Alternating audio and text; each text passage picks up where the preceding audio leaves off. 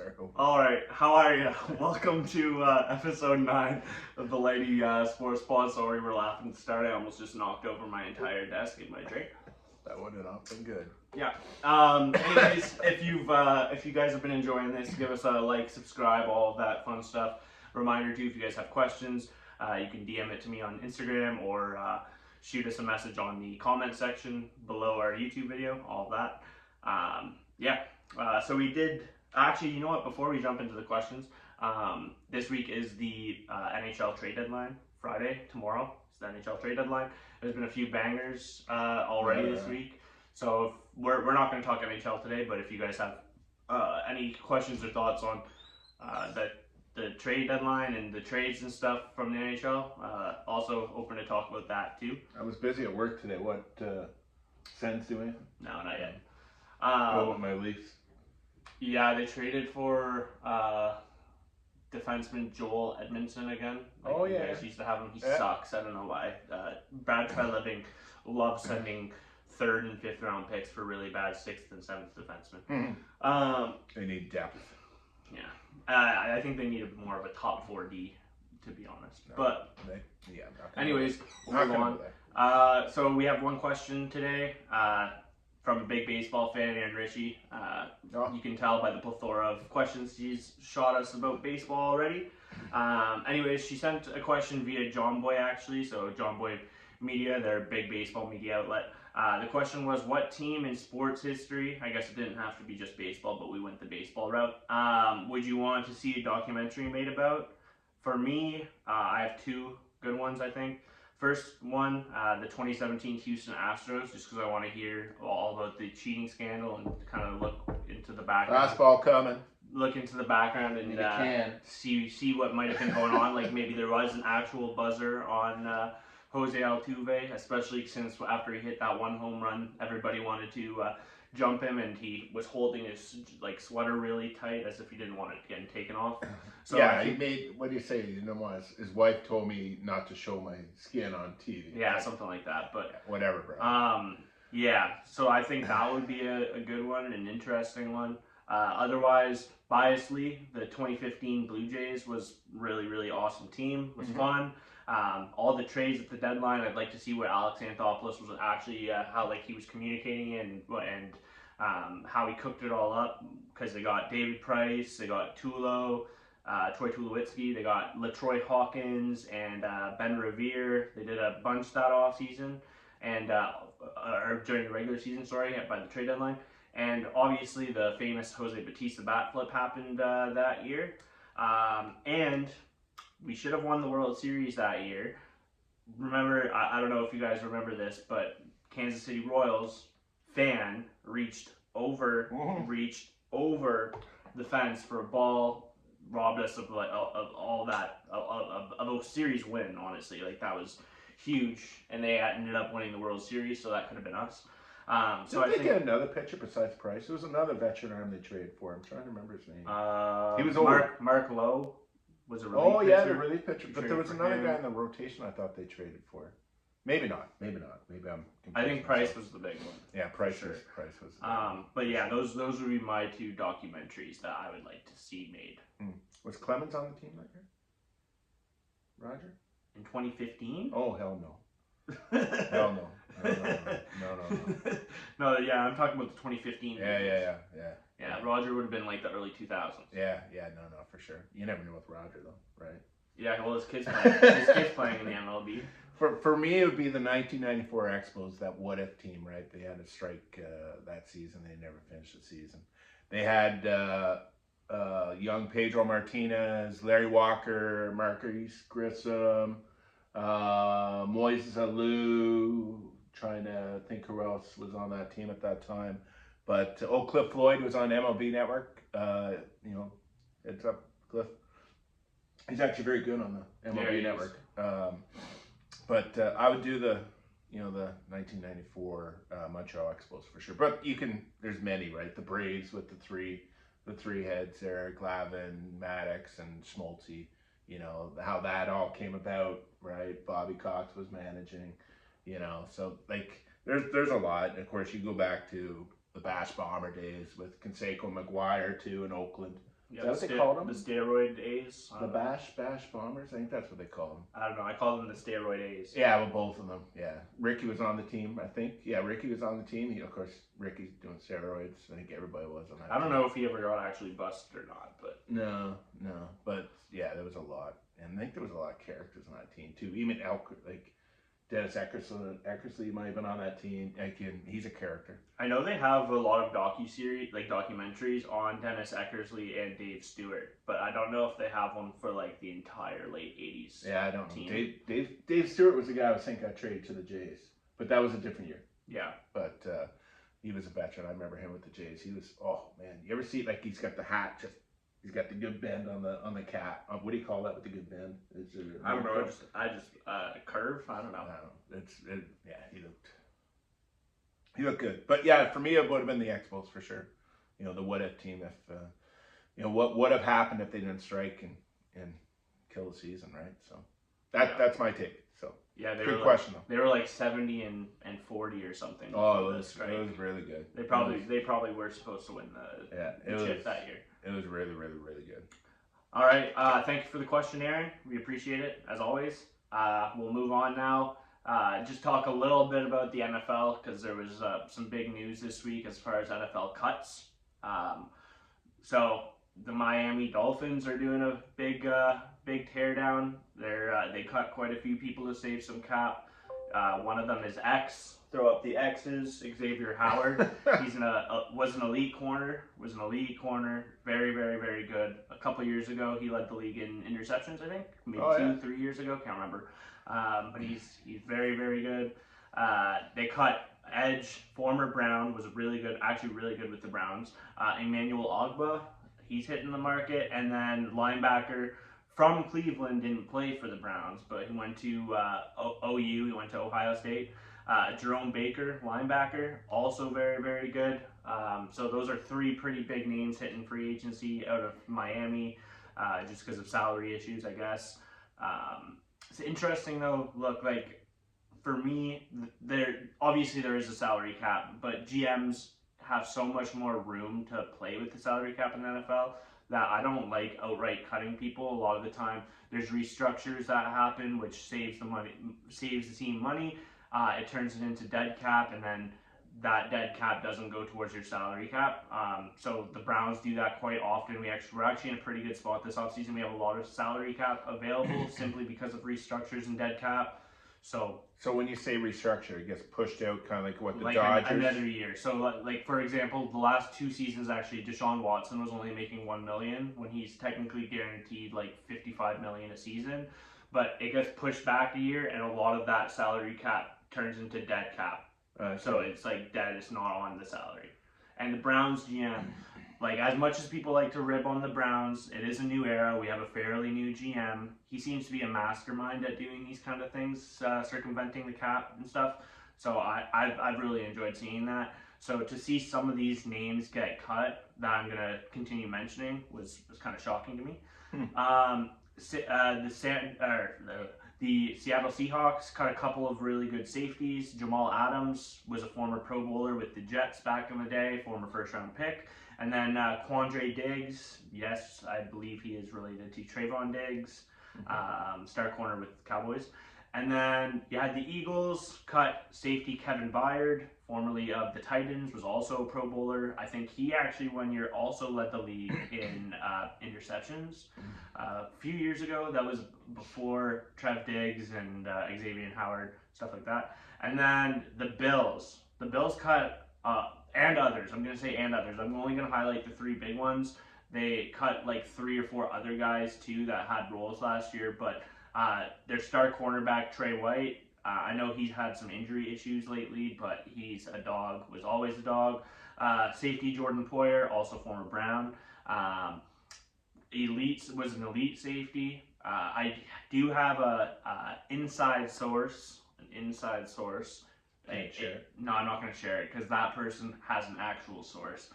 Told me that Jordan Poyer does have health issues and may not play football again. We'll see. I'm not sure, but he was a star as even last year. He was really good.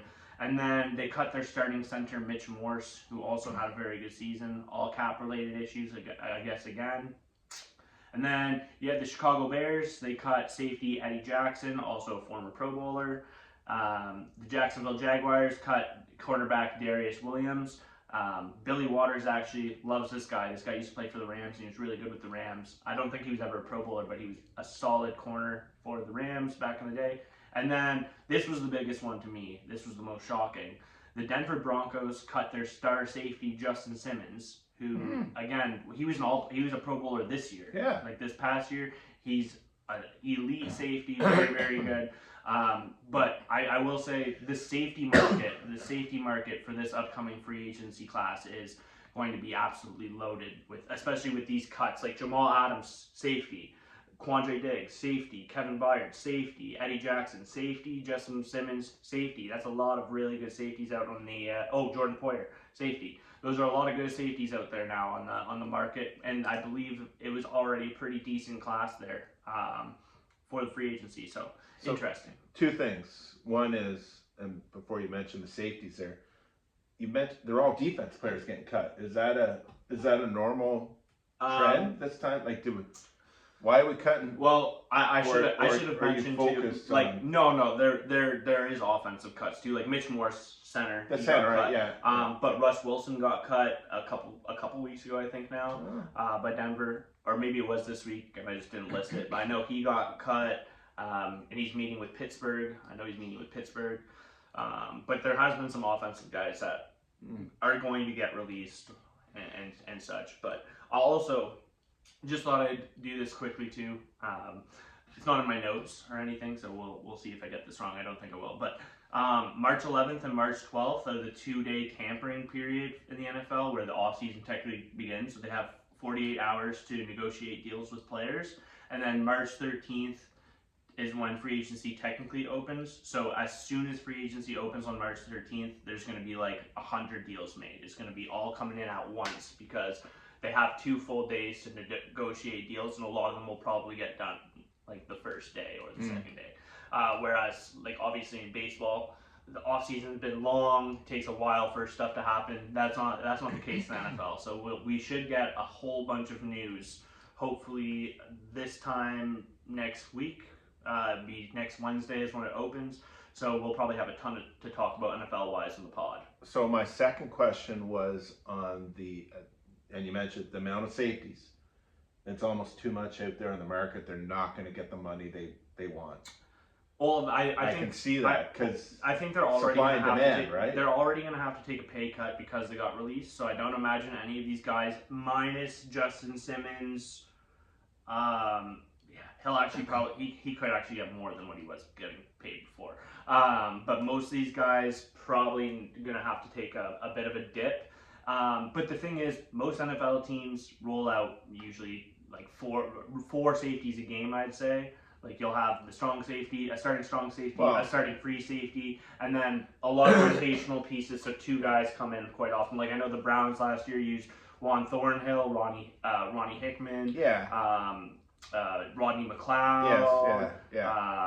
I don't know why Grant Delpit. Like you use a variety of them. So I don't imagine it'll be slow. I think they'll get signed pretty quick still. But even corners can go to safety, right? Like you see that. You see that. Like you do, but if your 5th best corner is better than your 3rd or 4th best safety. But typically your safety will start over a corner I totally agree. Typically you can start a safety at corner as well. Yes. But it'll typically be like a slot corner can sometimes be a safety. Like if your safety is really really good, you could slide him at the slot corner, but you can even slide safeties at linebacker. Like Derwin James, for example, in LA. He plays free safety, strong safety. He'll sometimes you'll throw him in the slot. You'll sometimes see him playing as a middle linebacker sub. So safeties are very versatile, although they are not typically the most coveted position like you'll see in the NFL draft. There probably won't be a single safety selected in the 1st round, maybe even the 2nd round. They're usually mid NFL draft picks. I'll pull an example. Last year, Brian Branch got drafted in the second round by Detroit. He was the highest drafted safety. He was really good this year. Pretty sure he was one of the defensive rookie of the year candidates outside of the top 5. Like, he was up there. But in college, he played corner and safety, so he has a little bit more versatility. Like, Detroit used him as a corner and a safety, whereas some of them don't have that, and it lessens their value. Yeah, no, I get it. It's almost, it's probably where you want to play, right? You want to be a safety because you can layout or linebacker. Yeah, like safeties, there's 2 types of safeties to me. There's ones that are ball hawks, that will go up and try and get picks, like a Justin Simmons, Justin Simmons is a good example. So they're more in the Jordan corner. Poyer is a good one. But then you also have guys that are just out there ball hawking, waiting for the ball to come down. They catch it and you lay them out. Yeah. That's more like the old school safety, I'd say. But yeah. Cool. Yeah.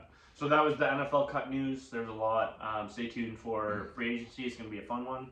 There's a lot of good names out there. Expect the Browns to be busy, by the way.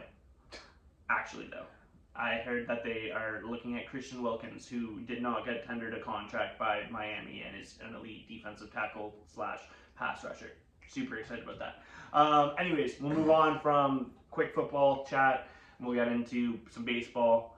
MLB news this week. Third baseman Matt Chapman, formerly of the Blue Jays, signed a 3-year deal with the San Francisco Giants worth 3 years, $54 million. Good signing. His WAR of 4.4 last year was really good, mostly because of his awesome defense, elite defender. Quite a few. I think he has a few platinum gloves, even as the best defender in the league. And then he had 17 home runs, which is a down year for him. I expect that to maybe go up. I know the ballpark's tougher, but I think there might have been some struggles there. Well, he got hurt in the second half, right? He was hurt most of the second half. His first half was... I don't know if he was hurt. I think he was just so hot out of the gate in that first month. And he played really bad. He hit really bad the rest of the year. Didn't he do something with the thumb? I thought he had a thumb injury. I can't remember. But he had a thumb injury. I know he also had a 331 OBP, so he does get on base at a pretty high clip. So that's a good signing. I will have my small rant here.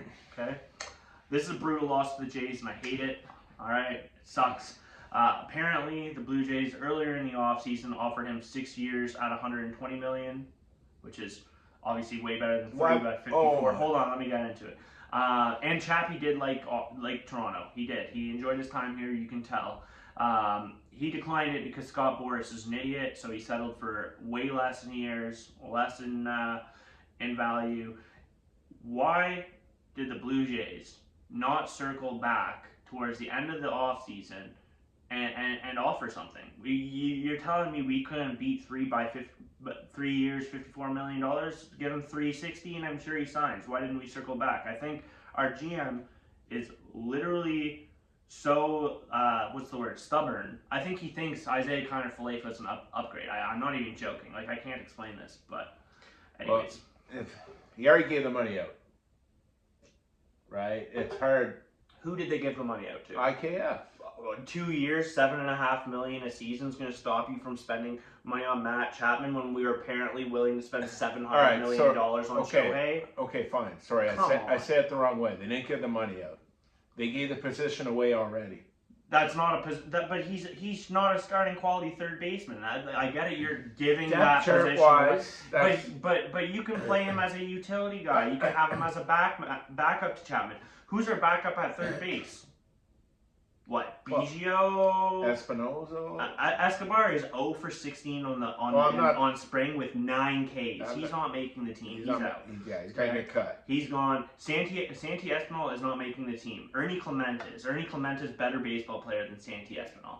If anything, I would rather Ernie Clement, if you look at his numbers last year in the second half of the Blue Jays, they're actually really good. He's actually a good baseball player. And his AAA numbers last year were elite. I would start him over Isaiah Kiner-Falefa even. Yeah, no. Look at, I'm telling you, look at Ernie Clement's numbers. He is actually going to be probably the best option at third, and I'm changing my opinion from last week. I would rather him start over IKF.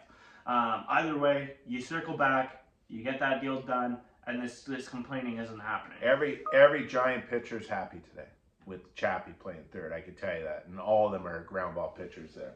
like Webb, Harris, they're all grounders. So good on San Francisco. Yeah, good deal. Pitcher Zach Wheeler, an ace, extended with the Phillies for 3 years, worth $126 million. So that's what. Remember, we were talking a few weeks ago about Altuve did the same thing. That's what Zach Wheeler. He had a contract for this year. I don't think he had a contract next year, but Altuve had 2 years, and he added more onto that contract. That's what Zach Wheeler did. So he added on top of what he's getting paid this year to add 2 years or 3 years on top of that. Yeah, right? and I think that deal will be more than worth it as well. Oh, he's elite. Last year, he had a 4.3 WAR. His ERA was actually kind of high. It was 3.61 last year, but his FIP of 3.15 shows that he was pretty unlucky. He had a K per 9 of 9.9, and he only walked 1.8 per 9. So a command guy, decent strikeout numbers, just a solid all-around 1 or 2 pitcher on the team. Either. I would say he's an elite number 2 starting pitcher on a team, and ace. Nice. He's an ace. He's a grinder. I think Nola is the ace there, but I think Nola's gonna have a good year, but Wheeler's a grinder. Like a couple years ago, the Phillies pen was so beat up, it was awful. Wheeler was he was going doing 8 innings. It was just, the coach. Well, can you do another? Can you do it? I think he did 230 some innings that year. It was incredible. Yeah, he's a team guy. Team guy. Great pitcher. Good signing. Yeah, well deserved, right? He did it for the team. The team came back and paid him for it. Yeah. So, all good on him. More news: the Boston Red Sox extended pitcher Brian Bello to 6 more years. Again, he's young. He's only had 2 years in the show. At $55 million. You don't know this because it happened about an hour before I got here. I wonder why. Yeah. Last year he had a 3.1 WAR. His ERA was 4.24, which is a little high, but he is young and has really, really nice stuff. This is a good buy to cut a couple of arbitration years out there. You get him hitting free agency a couple years later, so that's a good move, I would say. He's supposed to have some electric stuff. I've seen him pitch many times, and he's not very big. He's not a big structure. Like he's a very small guy, but he's got electric stuff though, for sure. Yeah, good deal. And then Blue Jays legend, third baseman Josh Donaldson called it quits. He retired. So best of luck in your retirement. What was Bring the Rain? Bring the Rain. The Bringer of Rain. Bringer of Rain. Thank you. Yeah. And then just one more note. Scott Boras, you suck. All right. We're still waiting on Blake Snell. We're still waiting on Jordan Montgomery. Let's get those done, please. I'm going to text Scott right after this. I'm going to text him. Yeah, send him something not nice. In caps. Yeah. And then, quickly, MLB rumors. I'm not even going to listen to the rumors anymore. We're not going to talk about it anymore. And Scott Boras, you still suck. Well, that's got to be the only rumors out there is whatever Scott Boras. Yeah, Scott Boras. Yeah, he's a loser. So he's the one that generates half the rumors anyways. Yeah, so we're not going to talk about him. Actually, you know what? I'm going to talk about him for 1 second. Have you ever seen Moneyball? I'm sure you all have. Yes. Billy Beane hates Scott Boras. It's in one of the scenes. He's on the phone at the beginning of the movie. He's trying to re-sign Johnny Damon. Johnny Damon says, Scott Boras says, on behalf of Johnny Damon, yeah, that sounds good. We'll re-sign with Oakland. And then a call comes back a few minutes later. Scott Boras again says, hey, Boston upped their offer an extra $20 million or something, whatever it was, I can't remember. And Billy Beane was like, you're a tool. Like, I'm not working with you anymore, Scott. And then he hung up on him. So they lost Johnny Damon because of Scott Boras. So Scott Boras, you're a jerk. And that was in the movie? Yeah. Oh, wow. Yeah, right near the beginning. All right, let's go over our MLB standing prediction. We've been doing this the last couple of weeks. This will be the last one. Back on the movie. Do you know who played the first baseman? Yeah, Scott Hatterberg is Chris Pratt. Yeah, that's good. So, we'll move on to MLB standing predictions. Again, we've done that the last couple of weeks. This is going to be the last one we do for the, per division. And next week, we'll do an updated one in case things have changed. We'll do a full MLB standings next week. Yeah, or maybe the week after, right before the season starts. Yeah. We may be hitting a lot of football next week. Yeah, good call, true. So this week is the West divisions. So starting in the AL West, I got the Texas Rangers finishing first simply because They won the World Series last year, so I don't think you can justify not having them first coming off a World Series. It's top 3 lineup in baseball, top to bottom. That lineup is insane.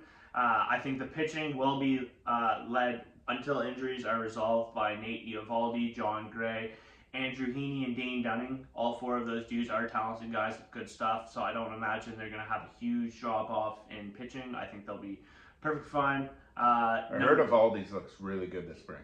He looks good every year, man. He's a good pitcher. He's a solid pitcher. He's solid every year. I'm worried about their pitch, and like they don't have the 2 old lads. Well, I don't think DeGrom's that old, but he's old enough. Him and Scherzer, right? And they're not going to have him for half the season. They lost Montgomery. I think their lineup will hold them up strong enough for the first half of the season until those dudes are ready to come back, and then it's going to be easy sailing. You don't think that lineup's too young? No. A lineup led by Marcus Semien and Corey Seager as your 1 and 2 lineup, you're not going to lose very many games. Corey Seager's the best shortstop in baseball, and it's not even close. What happened to him? I never said Bo was the best shortstop in baseball. I think Bo is great, but Corey Seager's the best shortstop in baseball. And their outfield, Evan Carter and Wyatt Langford are both going to go crazy. Evan Carter's got another year of development after last year. That lineup's going to be sick. Number 2, I got the Seattle Mariners. Honestly, their lineup's a little iffy to me. I'm not big on their lineup, but they have probably the best top 3 starting pitcher in baseball. Their top 3 in their rotation is elite. Then I got the Houston Astros, but obviously watch out for them. They're competitive every year. I don't imagine they'll have a huge drop off. They could easily be second, even first in this division. I think it's going to be pretty competitive. Who's managing them? It's not Dusty now. No, I think Dusty retired. Dusty did retire. I can't remember who hired. He's in a front office job, I think, in San Francisco or something like that. Yeah, I can't remember who they hired. Yeah, I don't remember either. 4th, we got the Los Angeles Angels. They're going to be horrible. They're going to be terrible. Even with Mike Trout, you have one of the best players on your team every single year, and they're still terrible every single year. That's not going to change.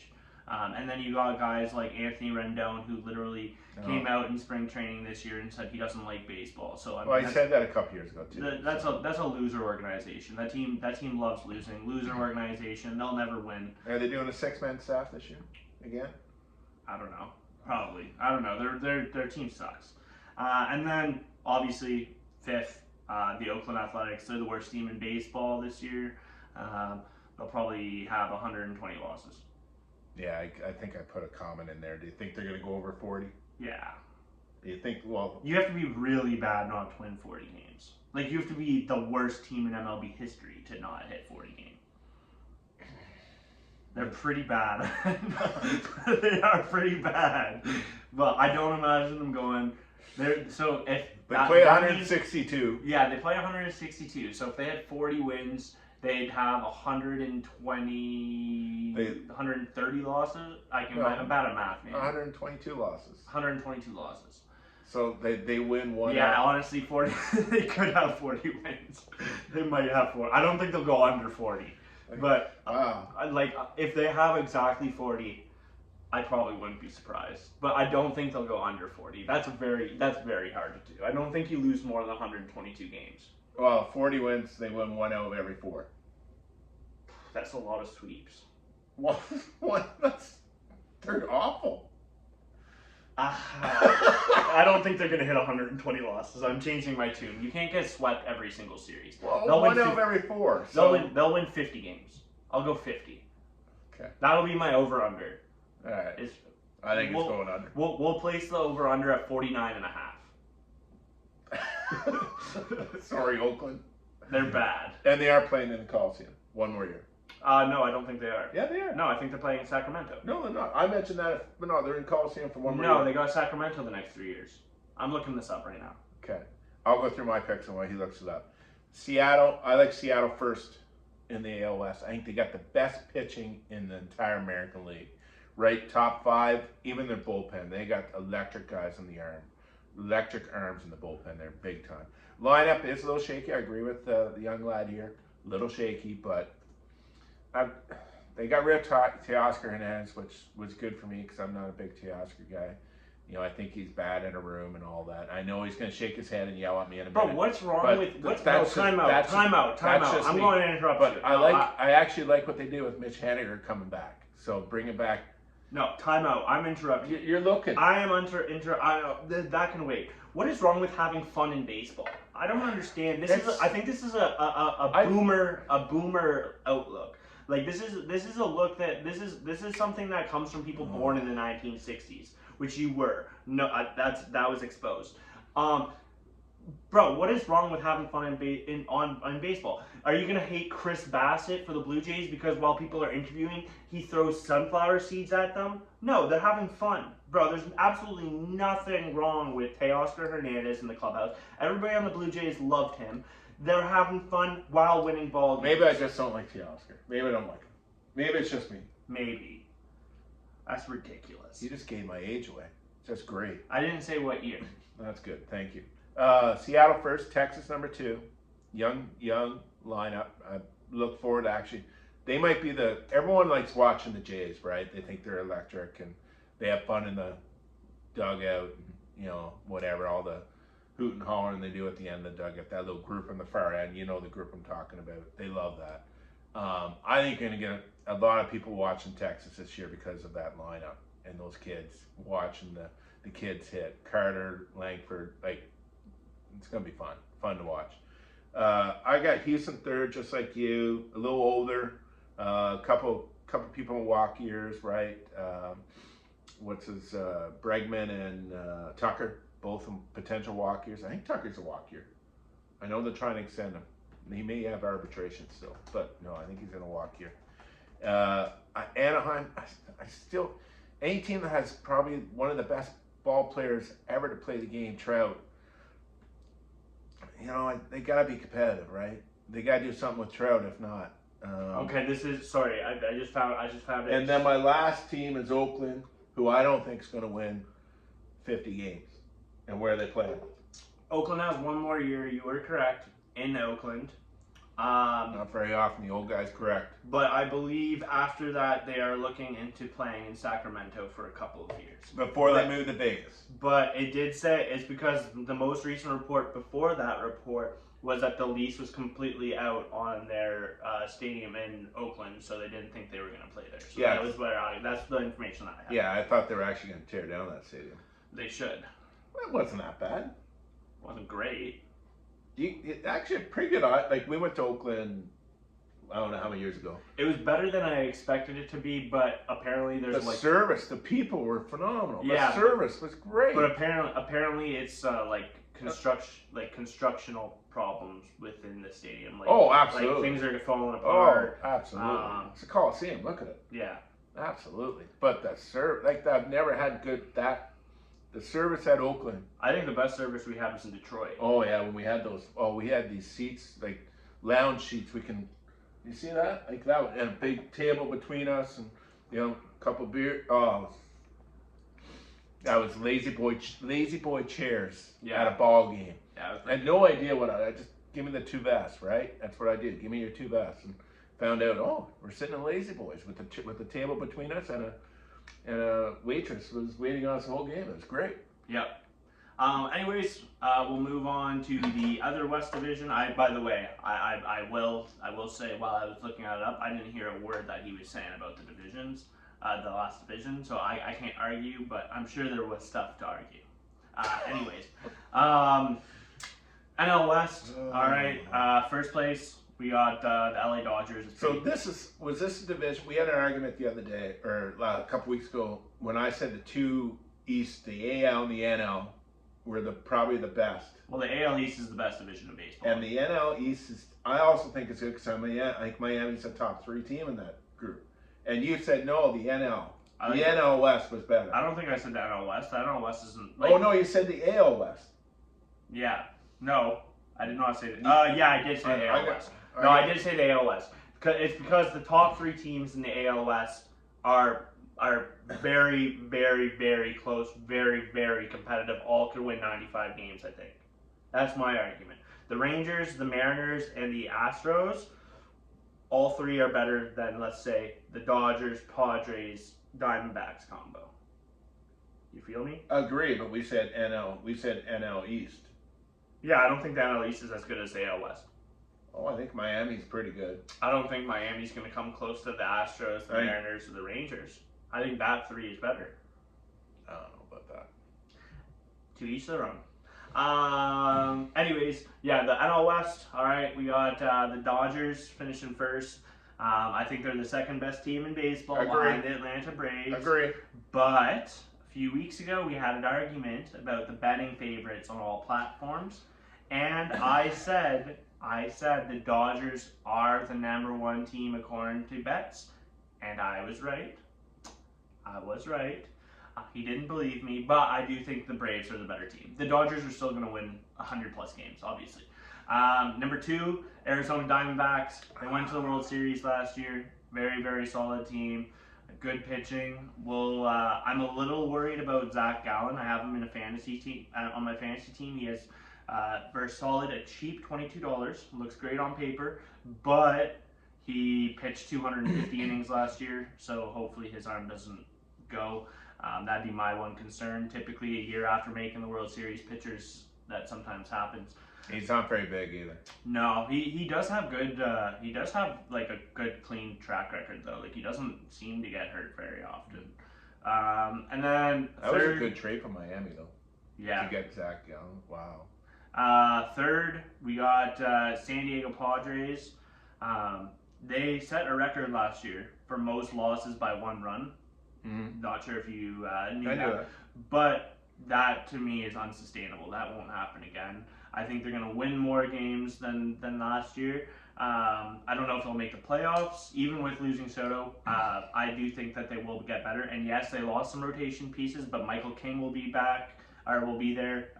And I think he will be elite. I think he's a very, very good pitcher. Yeah, he was part of the Soto deal. Mogo, Waka. Yeah. Yeah, the 2 pitchers. Yeah, but those are 4th and 5th starters. So, yeah, okay. You know what I mean?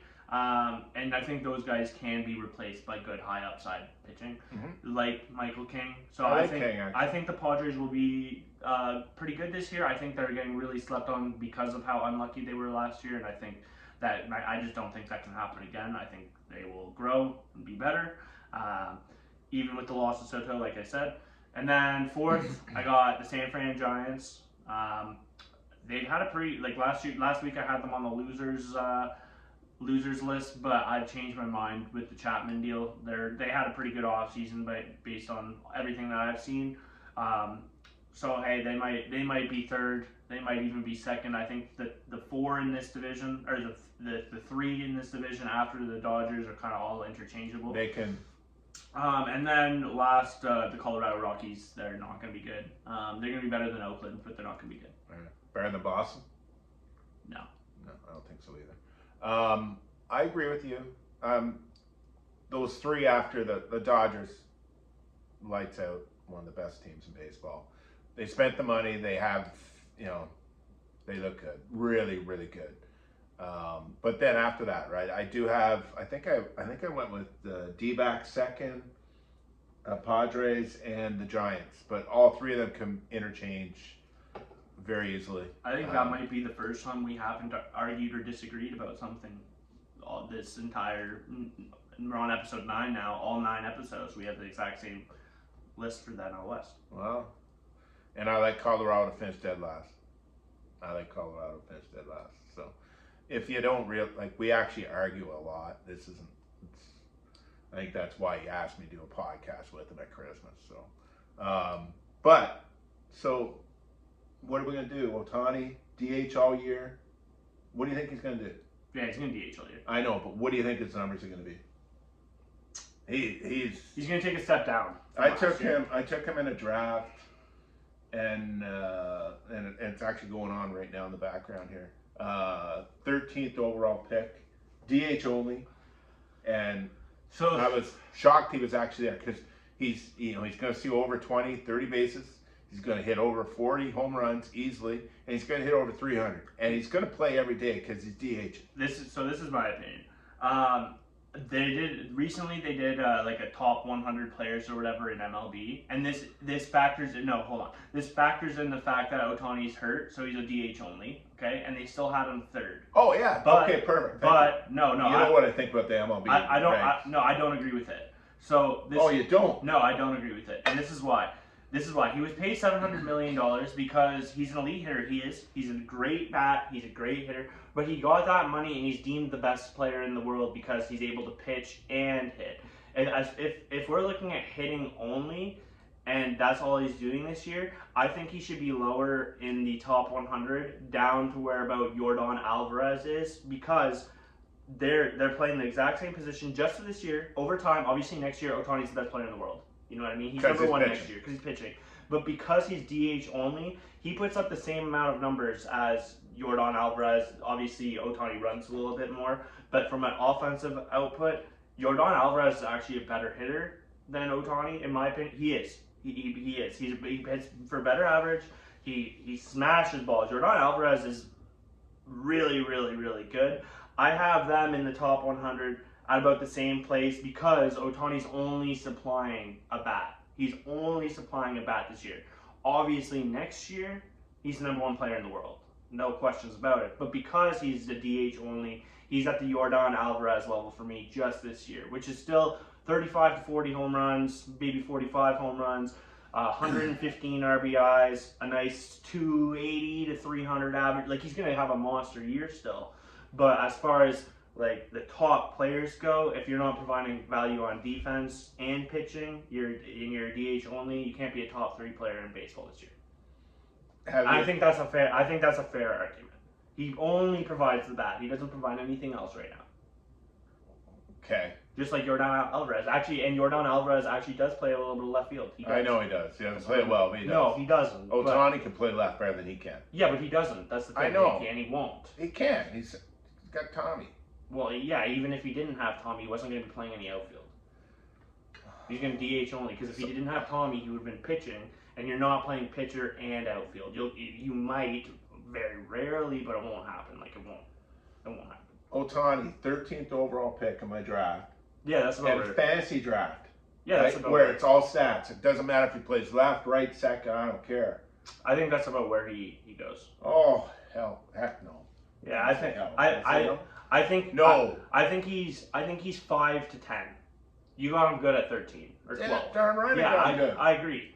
But I still think he's getting overhyped this offseason, even though he's not pitching. Like, he got $700 million, and he was worth $700 million. I truly believe that, because he brings so much to the game as a pitcher and a hitter. But once you take the pitching away, now he's just a hitter, and he doesn't even field. So I can't justify him being a top 3 player in baseball if he's only bringing a bat. He's won the MVP in the AL. Yes, but he was also pitching. I understand that. And he won the MVP in the AL. He didn't have the lineup to protect him like he is here. He's hitting 2, right? Betts in front, Freddie behind him. He's going to see pitches.